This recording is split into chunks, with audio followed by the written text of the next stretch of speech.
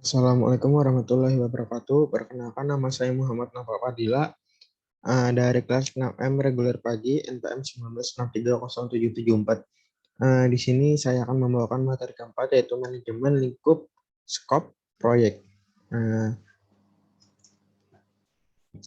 Langsung saja ya.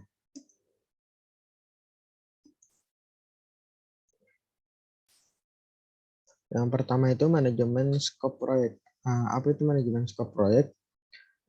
Skop meliputi semua pekerjaan yang terkait pada proses untuk menyelesaikan tujuan proyek atau untuk menghasilkan produk proyek. Manajemen skop proyek meliputi proses mendefinisikan dan mengendalikan pekerjaan apa saja yang termasuk dalam proyek dan pekerjaan-pekerjaan apa saja yang tidak termasuk dalam proyek.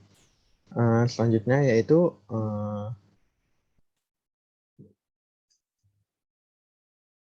manajemen skop pada tahapan initiating.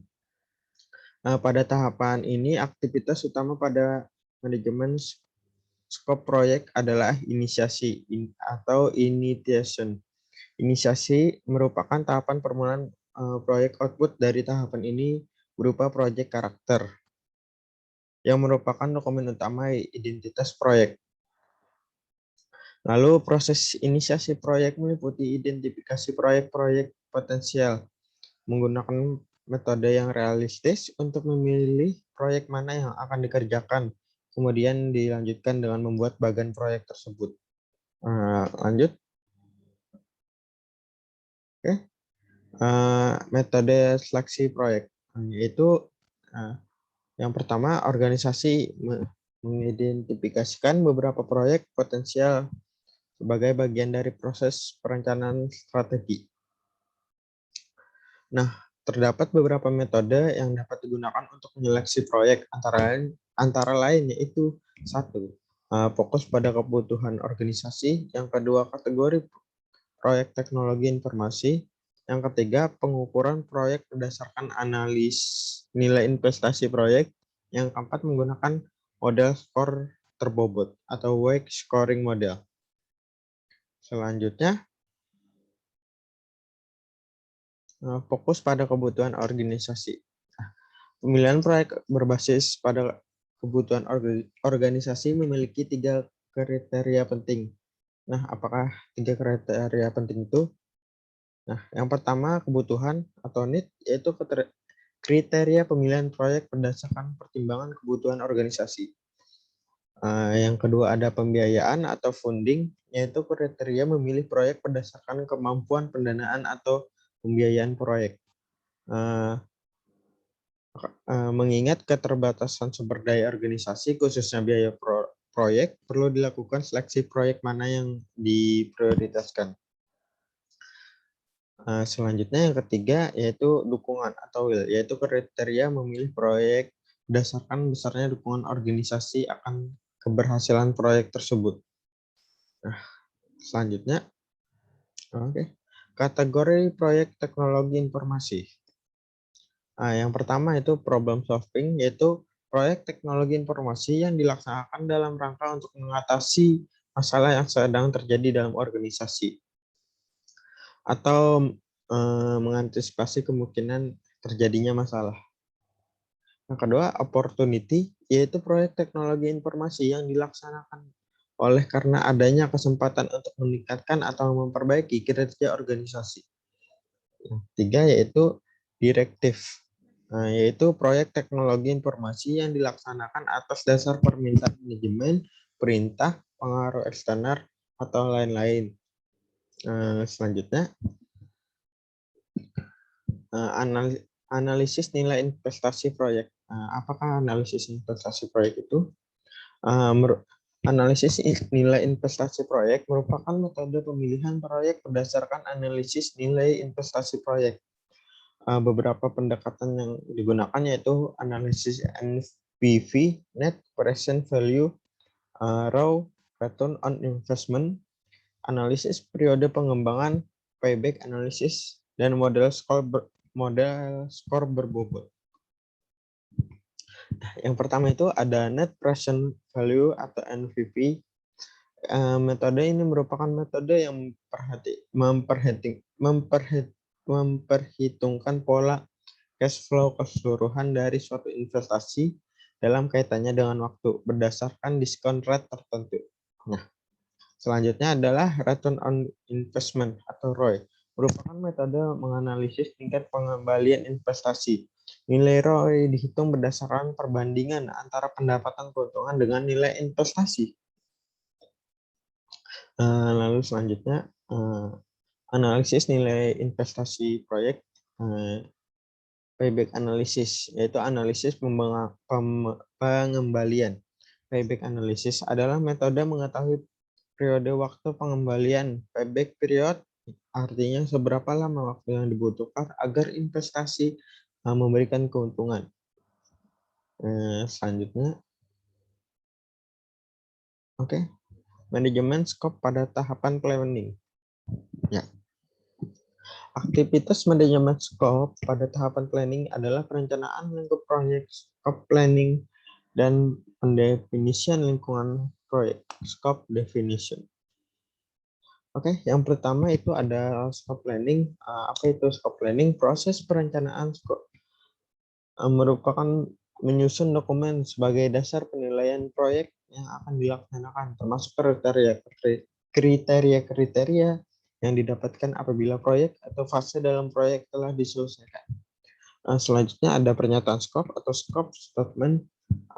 Adalah dokumen yang digunakan untuk mengembangkan dan menjelaskan tentang skop proyek tersebut.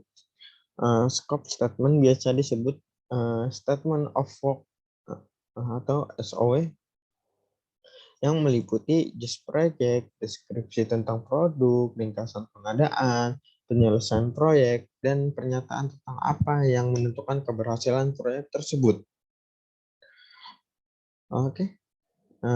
Yaitu selanjutnya manajemen skop pada tahap planning, masih yang tadi, yang ini yang nomor 3 yaitu scope definition. Setelah perencanaan skop selesai, selanjutnya manajemen skop proyek mendefinisikan lebih lanjut pekerjaan-pekerjaan apa yang diperlukan pada proyek, kemudian merinci satu-satu apa pekerjaan tersebut.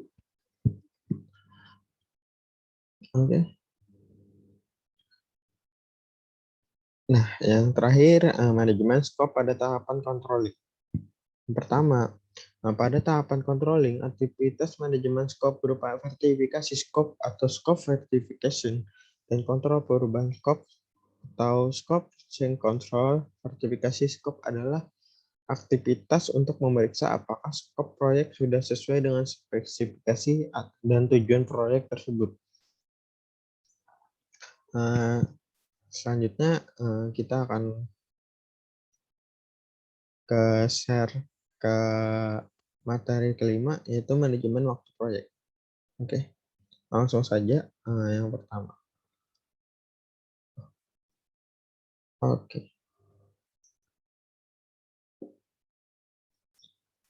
Manajemen waktu proyek. Manajemen waktu proyek. Arti manajemen atau waktu proyek atau biasa disebut umur proyek merupakan salah satu atribut proyek yang sangat penting dalam manajemen proyek.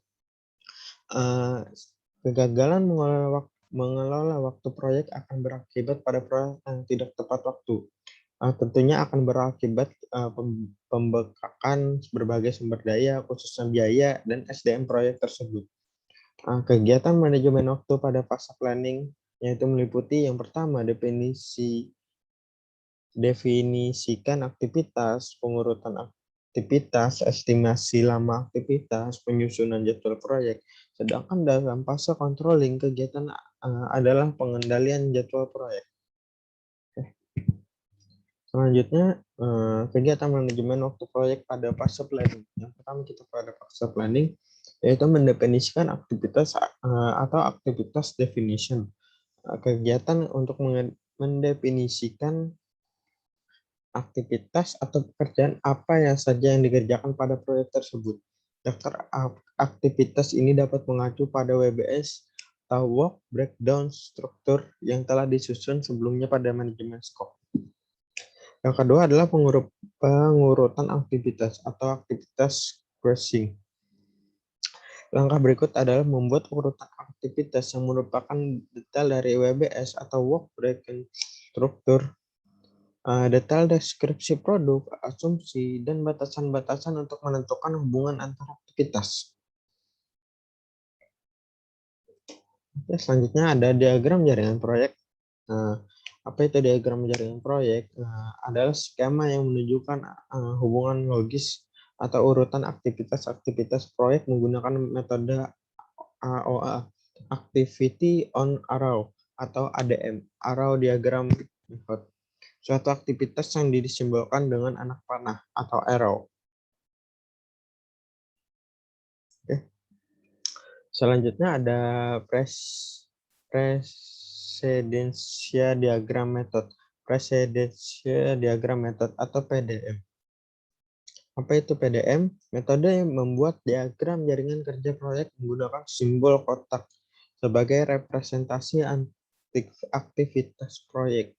Metode ini memperlihatkan hubungan waktu pada PDM. Aktivitas dinyatakan dalam bentuk kotak dan hubungan antara aktivitas dengan anak panah. Metode ini lebih populer dibandingkan dengan metode ADM. Lebih jelas dalam menggambarkan bentuk hubungan antara aktivitas. Jadi lebih mudah dipahami. Nah, selanjutnya ada Gantt chart. Gantt chart dikembangkan oleh Harry Gantt yang merupakan bagian dengan format standar untuk menampilkan informasi jadwal proyek dengan membuat daftar aktivitas proyek disertai jadwal waktu mulai dan waktu selesai dengan format kalender. Contohnya yang pertama itu ya ada seperti yang bisa dilihat di layar. Setelah itu metode jalur krisis atau critical path metode CPM. Disebut juga analisis jalur krisis, merupakan analisis jaringan proyek yang digunakan untuk memperkirakan total durasi atau umur proyek tersebut. Jalur krisis proyek adalah sekumpulan aktivitas yang menentukan waktu paling cepat selesai proyek. Jalur ini jalur terpanjang pada diagram jaringan, memiliki stack atau float minimal. Oke, selanjutnya ada menghitung free float dan total float untuk menghitung waktu krisis. Oke. Apa itu free float? Free float adalah total waktu tunda aktivitas tanpa menunda mulainya aktivitas berikut. Total waktu tunda aktivitas tanpa menunda proyek, free float atau total float dapat dihitung dengan menggunakan metode penelusuran arah depan dan penelusuran arah belakang. Jika dihitung menggunakan penelusuran arah belakang atau disebut backfloat, maka harus mempertimbangkan waktu paling lambat mulainya kapan aktivitas tersebut. Let's start. Dan waktu paling lambat selesai aktivitas, let's finish. Nah, jika menggunakan penelusuran dari arah depan atau disebut forward, maka harus mempertimbangkan waktu paling cepat mulai aktivitas, early start, dan waktu paling cepat selesainya aktivitas, early finish. Oke, selanjutnya.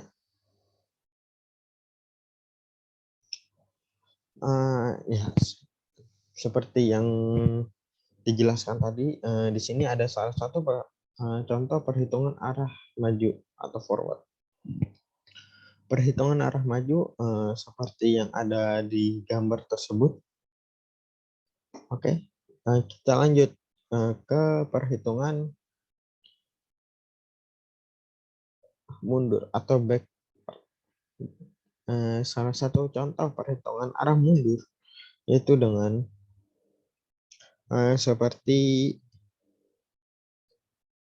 tampilan yang ada di layar tersebut. Oke, kita next. Hasil penerusan maju dan mundur dari umur proyek diringkas pada gambar berikut. Jadi setelah dapat kedua hasil tersebut, maka diringkas pada gambar tersebut untuk mendapatkan efisiensi waktu. Seperti gambar yang ada di layar. menghitung total float, free float, dan jalur krisis. Untuk masing-masing aktivitas, cara hitungnya yang pertama total float, yaitu let finish dikurang let early start dikurang durasi, maka dapat total untuk float. Selanjutnya ada free float. Cara menghitungnya yang pertama early finish dikurang early start dikurang durasi, maka mendapatkan hasil tersebut. Oke. Jalur krisis apa itu? Jalur kritis adalah jalur melewati aktivitas di mana total float atau free float itu bernilai 0, artinya jalur di mana setiap aktivitas tidak memiliki waktu pelonggaran, baik total float maupun free float. Jalur krisis dengan umur proyek selama 16 hari sebagai contoh yang sebelumnya tadi. Jadi jika proyek dimulai tanggal 1 April 2006, maka selesai pada 16 April 2016. Sesuai dengan perhitungan yang tadi. Oke.